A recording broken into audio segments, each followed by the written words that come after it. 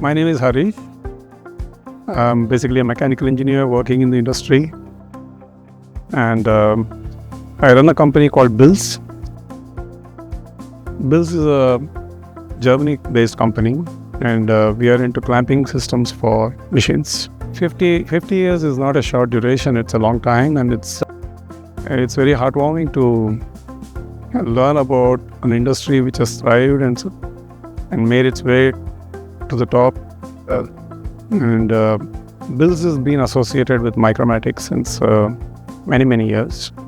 Some of the oldest machines have come from Micromatic, which we continue to associate with them, and we develop a lot of new things which are challenging for the market, but also replacement for the imports. So it's been a good association, I would say, and we hope to continue this. I know Mr. Dan, Mr. N.K. Dan, since 1983. I used to work in a company based out of Penia, manufacturing cutting tools. And Mr. Dant and his partner, Mr. Goindi, had visited at that time because that was the first few machines that they had built, the M2 machines. And I was a trainee in that company, and I remember him from that time. And we continue to cherish that relationship.